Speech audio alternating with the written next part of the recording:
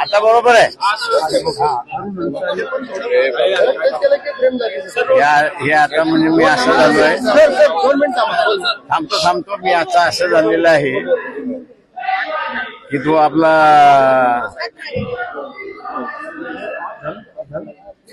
Secret agent असतो ना, सगळं वायरलेस घेऊन. उपस्थित सर्व पत्रकार बंधू भगिनींचे स्वागत. भाजपा फुल्यांना विनम्र अभिवादन, पक्षातर्फे विनम्र अभिवादन. आणि मी बाळासाहेबांना विनंती करतो की आजच्या या प्रेसला सुरू करा. महात्मा फुलेंना आम्ही असणारी या ठिकाणी आपली सुमन वाहण्यासाठी या ठिकाणी जमलेलो आहोत. परंतु त्याच्याच बरोबर या ठिकाणी मौलाना हसन कादरी, त्याच्यानंतर खारी इद्रिस, त्याच्यानंतर मौलाना बिस्मिल्ला मुफ्ती अहमद, मौलाना हसन अन्सारी असे हे सगळे या ठिकाणी उपस्थित आहेत. एकंदरीत महात्मा फुलेंनी जो लढा सुरुवात केला, त्या लढ्याची असणारी फळं आपल्याला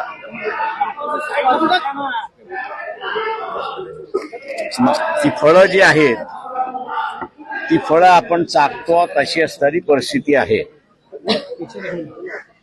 त्यांच्या काळातही त्यांना असणारा फार मोठा त्रास देण्यात आला. सामाजिक स्वातंत्र्य, धार्मिक स्वातंत्र्य याच्या वादामध्ये अडकवण्याचा प्रयत्न झाला. ब्रिटिशांच्या विरोधात जे सामाजिक धार्मिक स्वातंत्र्यासाठी लढले त्यांना असणारा देशभक्त म्हणण्यात आलं, आणि जे सामाजिक स्वातंत्र्यासाठी लढले त्यांना असणारा ब्रिटिशांचे हस्तक म्हणून त्या ठिकाणी ठरवण्यात आले. आज पुन्हा असणारा तीच परिस्थिती आपल्याला या ठिकाणी दिसते की या देशामध्ये ज्यांनी धार्मिक हस्तक्षेप होतोय आणि आमच्या वैदिक धर्मावरती आघात होतोय असा ज्यांनी कांगावा त्यावेळेस केला होता, त्यांनी आता नव्याने असणारा कांगावा या ठिकाणी सुरुवात केलेला आहे की या देशामध्ये हिंदूंचं राज्य असूनही देशाला हिंदू असं संबोधित करावं, घोषित करावं असा लढा चाललेला आहे. मी दुर्दैवाने असं म्हणेन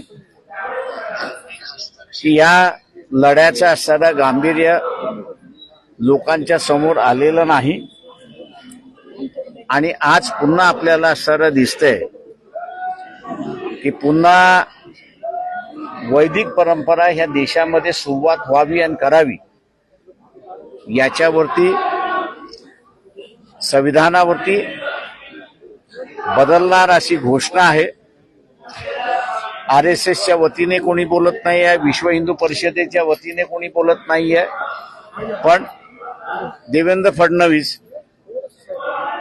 ज्यांना प्रांत प्रतिनिधीपर्यंत जाता आलं नाही संघाच्या हायरार्कीमध्ये, आज तेच म्हणायला लागलेत की आम्ही असणारं संविधान बदलणार नाही. माझ्या अंदाजानं रस्त्याच्या माणसावरनं कितीही बोंबलला तर त्याच्यावरती कोणीही विश्वास ठेवत नाही. आमचं देवेंद्र फडणवीसांना आव्हान आहे की आपलं असणारं वक्तव्य हेच मोहन भागवतांचं वक्तव्य आहे, आणि त्यांनी असणारं हे जाहीर करावं अशी आम्ही अपेक्षा त्या ठिकाणी पकडतोय. जोपर्यंत मोहन भागवत जे RSSचे प्रमुख आहेत घोषणा करत नाही की त्यांनी 46 ते 50 या दरम्यान जे वक्तव्य RSSच्या वतीने झालं होतं त्याच्याशी आम्ही असताना निगडीत नाही, ते आम्ही असताना जाळतो, ते आम्ही असताना नाकारतोय, तरच या ठिकाणी असताना मान्य होईल अशी असणारी परिस्थिती आहे. मी मागेही म्हणालो की 3 डिसेंबरच्या नंतर या ठिकाणी अनेक दंगली होण्याच्या असणाऱ्या शक्यता आहेत. आपण लोकल पोलीस स्टेशन मध्ये जर आज गेलात तर लोकल पोलीस स्टेशन वाल्यांना सतर्कतेचा इशारा आलेला आहे आणि कुठल्याही पद्धतीमध्ये 6 डिसेंबर नंतर काहीही होऊ शकते अशा इन्स्ट्रक्शन्स त्यांना आलेल्या आहेत. पक्षाच्या वतीने 2 महिन्यापूर्वीच मी असताना म्हणालो होतो की एकदा 4 राज्याच्या निवडणुका संपल्या की या देशाची परिस्थिती पूर्णपणे बिघडणार आहे अशी असणारी परिस्थिती आहे. दुर्दैवाने इथे असणारं मुसलमानांना टार्गेट केल्या जात आहे आणि दुसऱ्या बाजूला ओबीसीचं आरक्षण या ठिकाणी टार्गेट केल्या जात आहे. ज्यांचा ह्या लढ्याशी संबंध नाही, ओबीसीच्या लढ्याशी संबंधित नाही, त्या सगळ्यांनी असणारा हा लढा आपल्या ताब्यात घेऊन या दंगली कशा वाढतील अशाच स्वरूपाचं वक्तव्य त्या ठिकाणी करतायत. यासाठी ओबीसीनी सतर्क राहावं अशी असणारी परिस्थिती आहे.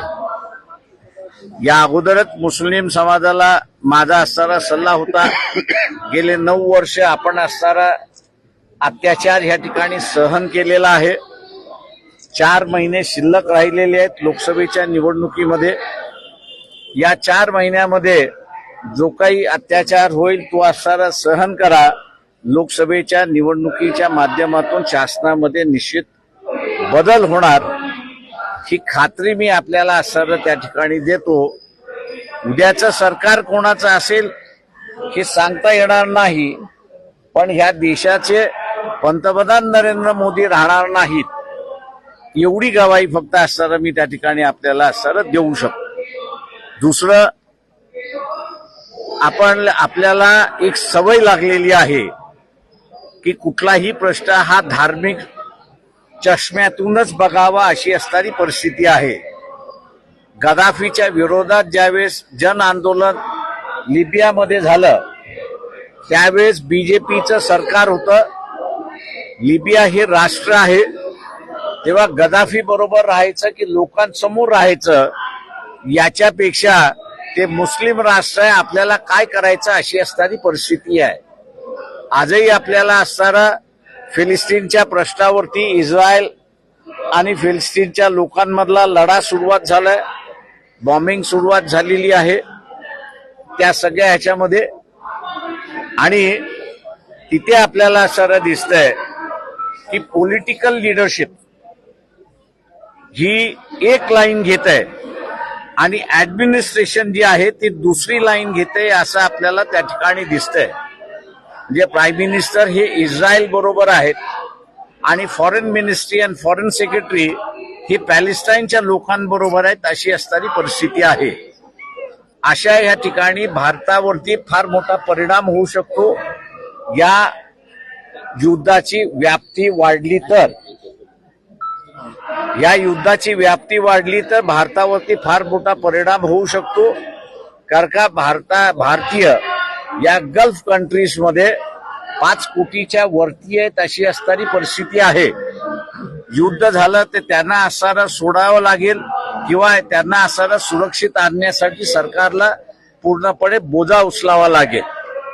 दुसऱ्या अनेक गोष्टी आहेत की ज्या मी इथे मांडलं, एकच फक्त आपल्या समोर या ठिकाणी मांडलंय. माया बरोबर असणारे जमाते इस्लामीचे असणारे पुणे शहराचे अध्यक्ष आहेत, जमाते उलमा हिंद यांचे असणारे अध्यक्ष आहेत. सरकारी 3 दिवसापूर्वी मुंबईमध्ये सर्व मुस्लिम संघटनांची बैठक झाली. एक 400 उलेमा आणि मौलवी त्या ठिकाणी उपस्थित होते आणि त्या सगळ्यांचा निर्णय झाला की 8 डिसेंबरला आझाद मैदानावरती पॅलेस्टाईनच्या इश्यूवरती, फिलिस्टाईनच्या इश्यूवरती आपण असणारा पीस सभा त्या ठिकाणी घेतली पाहिजे आणि वेगवेगळ्या धर्माचे जे लोक आहेत त्या सगळ्याने ठिकाणी उपस्थित राहावं असं आवाहन सुद्धा त्या ठिकाणी करण्यात आलेलं आहे. मी असं म्हणेन की मुस्लिम संघटनांच्या रिलिजियस संघटना असतील, पण त्यांनी असं एक भूमिका घेतली. त्या भूमिकेला वंचित बहुजन आघाडी साथ देते आणि आम्ही त्या ठिकाणी उपस्थित राहणार आहोत. तेव्हा आंतरराष्ट्रीय प्रश्नांकडे धर्माच्या चष्म्यातून न बघता, ते एक वेगळं राष्ट्र आहे आणि भारत एक वेगळं राष्ट्र आहे, तर या दोन राष्ट्रांच्या भूमिका कशा असल्या पाहिजेत, त्यांचे संबंध कसे असले पाहिजेत, या दृष्टिकोनातून सामान्य माणसाने सुद्धा विचार करायला सुरुवात केली पाहिजे. भारतीय जनता पक्ष, RSS त्यांच्या संलग्न असणाऱ्या संघटना हा मुसलमानाचा इश्यू आहे, आपल्याला काय करायचं आहे त्यांचं ते बघून घेतील अशी जी भूमिका आहे, मी असं म्हणेन की ही चुकीची भूमिका आहे. एक राष्ट्र दुसऱ्या राष्ट्राबरोबरच्या संबंधाचा हा प्रश्न आहे. भारतीय फार मोठ्या प्रमाणात गल्फ कंट्रीजमध्ये नोकऱ्यांच्या निमित्ताने, उद्योगाच्या निमित्ताने त्या ठिकाणी आहेत, त्यांच्यावरती सुद्धा परिणाम होऊ शकतो.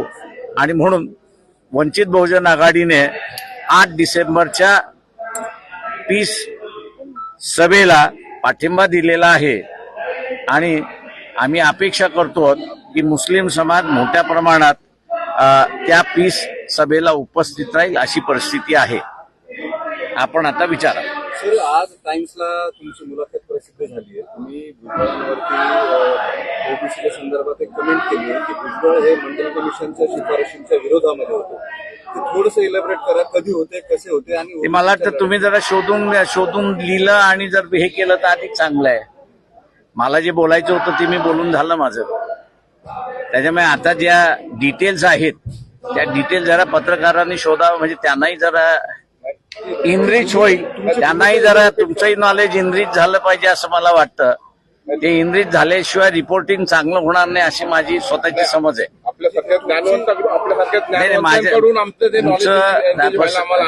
माझं म्हणणं असं आहे की आम्ही नॉलेज आपल्याला दिलेलं आहे, प्रिमायसेस आपल्याला दिलेले आहेत. त्या प्रिमायसेस वरती असणारी इमारत बिल्डिंग काय बांधायचं आता आपलं काम आहे ते आपण करावं. तुमची भूमिका नेमकी मागणी काय होती, तुम्ही जे काय रिपीट करा. कुठली भुजबळांबद्दलची तुमची कमेंट माझी मांडायची नीती असणाऱ्या जाहीर सभेमध्ये मांडले, त्याच्यामुळे तुमच्यासमोर मांडण्याची मला काही गरज वाटत नाही अशी परिस्थिती. पण तुम्ही याच्यावरती ठामात की भुजबळांची भूमिका ही मंडल कमिशनच्या विरोधामध्ये होती. म्हणून मी म्हणते जरा इतिहास शोधा आणि काय इतिहास आहे तो जरा लोकांसमोर आणा. बरं, काल भुजबळांना जेव्हा आम्ही असं विचारलं की तुम्ही असं म्हटलात की त्यांची भूमिका मंडल कमिशनच्या विरोधात आहे, तर ते असं म्हटलं की माझी तर प्रकाश भाईंबद्दल काही नाराजी नाही, माझी त्यांच्याबद्दल नाराजी नाही ना. ते त्यांनी आम्हाला सहकार्य केलं. उलट त्यांना जेलमधनं काढणारा मीच आहे. जजला मी जर शिव्या घातल्या नसत्या तर आज छगन भुजबळ बाहेर नसते. त्याच्यामुळे असताना माझी नाराजी जर असती तर मी जजला शिव्या घातल्या नसत्या पब्लिकली. त्यांना सोडत नव्हते त्यावेळेस. जे त्यांचा बेल ड्यू होता तो बेल ज्युडिशरी नाकारत होती, त्यावेळेस असताना उलटा वार मीच केला होता की ज्युडिशरी तर व्यवस्थित वागली नाही. सुप्रीम कोर्टाच्या निर्णयानंतर तर जज वरती सुद्धा केस होऊ शकते हे त्यांनी लक्षात घ्यावं. आणि त्याच्या नेक्स्ट डे मध्ये छगन भुजबळाला सोडण्यात आलेलं आहे, पण त्यांनी कधी असताना माझे आभार मानले नाहीत. ओबीसी आरक्षणासंदर्भातली तुमची भूमिका आता नेमकी काय असणार आहे ते मी काल सभेमध्ये सांगितलेली आहे, तुम्ही पुन्हा ऐकून घ्या.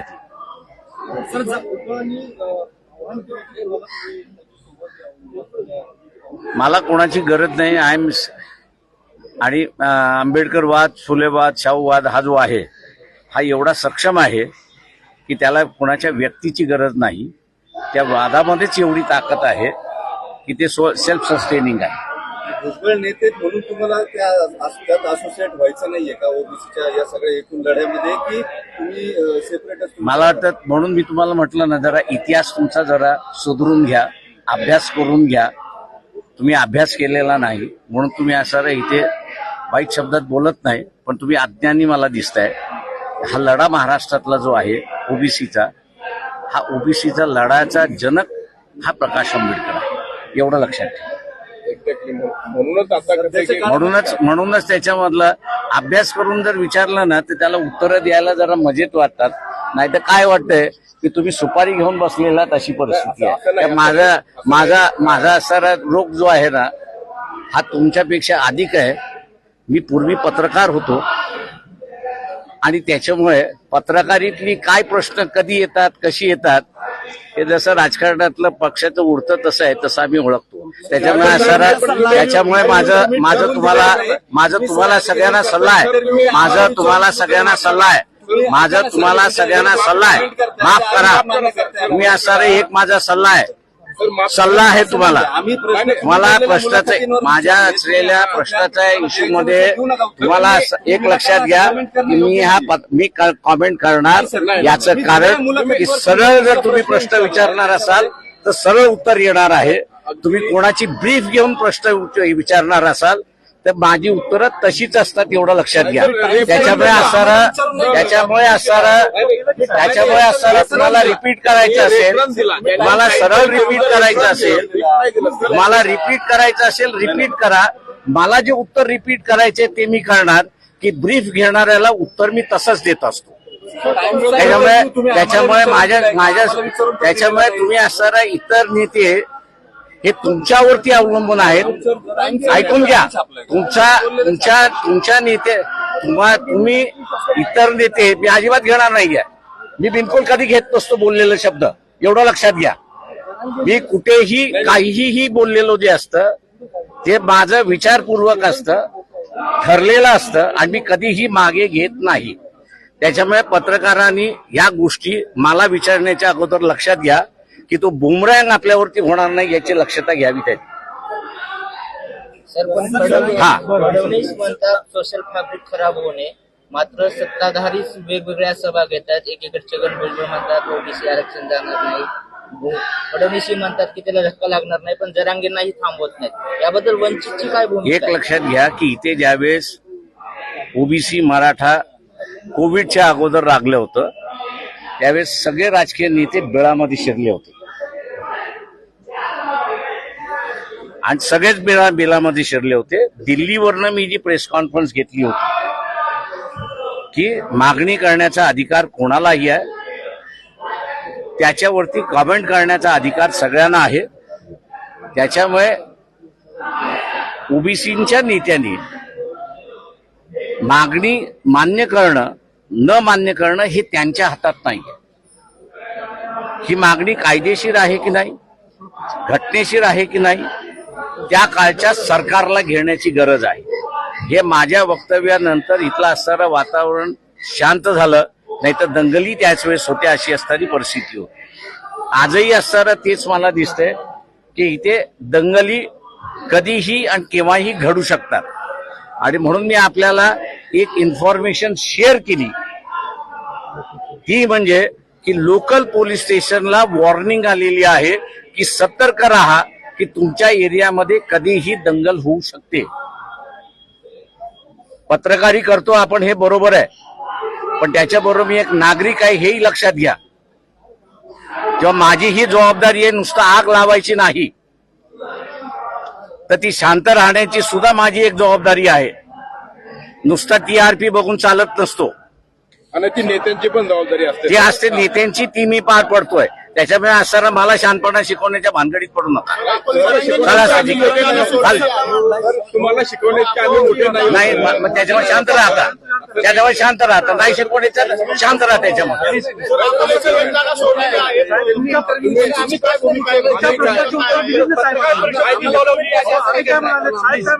तुम्ही जरा पडताळून बघा इतिहासात, बघा की त्याच्या संदर्भामध्ये